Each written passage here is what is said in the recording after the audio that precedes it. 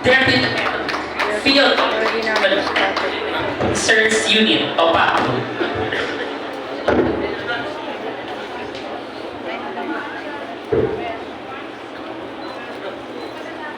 To Maguindanao del Sur Governor, Dato Ali Bitibang, sir. Congressman Ismael Toto Magdalato, sir. Major General Jose Vladimir R. Agara, Philippine Army, the 6th Infantry Division Commander, sir. Our honorable mayors, board members, battalion commanders, distinguished guests, esteemed peace partners, ladies and gentlemen, good morning. Isang maganda at mapayapang umaga po sa ating lahat. Assalamualaikum. Today, I will be representing our Presidential Assistant David Viniciano, who is attending an equally important activity in Cotabato City right now. So medyo mahihirapan siya tumakbo pa dito tsaka humabol sa oras ng 10 a.m.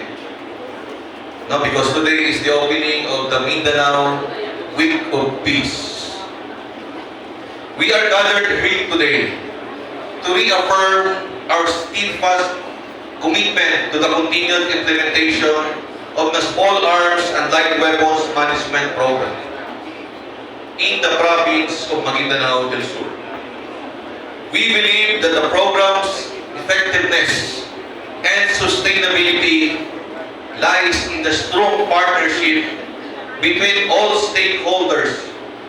Our collaboration will be the key in ensuring the peace and security of residents while building the resilience of communities not only here in the province but across the Bangsamoro region and beyond. We are now in the process of accelerating the implementation of all the components of the normalization program under the Comprehensive Agreement on the Bangsamoro, or what we call as CAP, through the Localizing Normalization Implementation Program. We aim to heighten the impact of the Small Arms and Light Weapons Management Program among our beneficiaries and make it more responsive to realities on the ground. The SALW Management Program does not merely address the proliferation of loose firearms, but more importantly, it seeks to eliminate the reasons why individuals must bear such illegal weapons and armaments.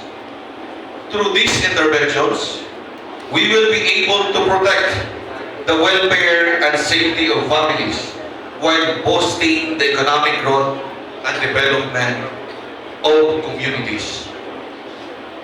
Peace and development are inseparable. They are two sides of the same coin. One cannot be achieved without the other. This is why we are all gathered here today to provide the much-needed livelihood assistance to those who have given up their firearms so that they can earn a living and uplift their socio-economic well-being. Sa ating mga kapatid na hindi na po natin kinakailangan humawak ng armas sapagkat tapos na ang armadong labanan sa paglagda ng kasunduang pangkapayapaan. Dahil dito ay abot kamay na natin ang mga dibidendo ng kapayapaan.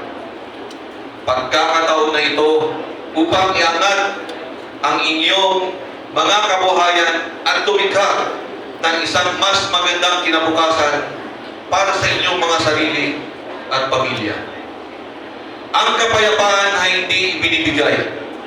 Ito ay pinaghihirapan at pinagsusumikapan upang makamit.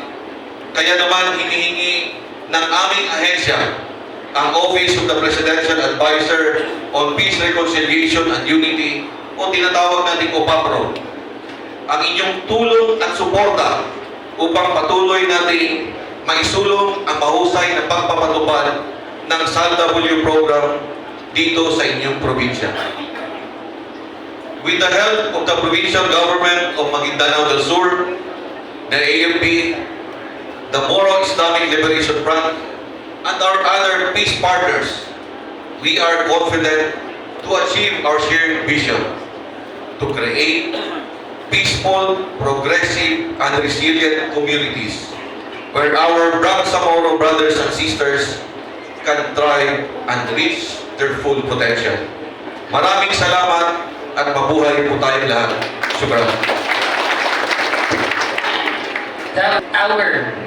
Dr. Ferdinand Buscato, the Deputy Head Field Operation and Political Concerns Union of Mapapu. Let's give him a big round of applause, please. Indeed, peace and development is inseparable. With this, to present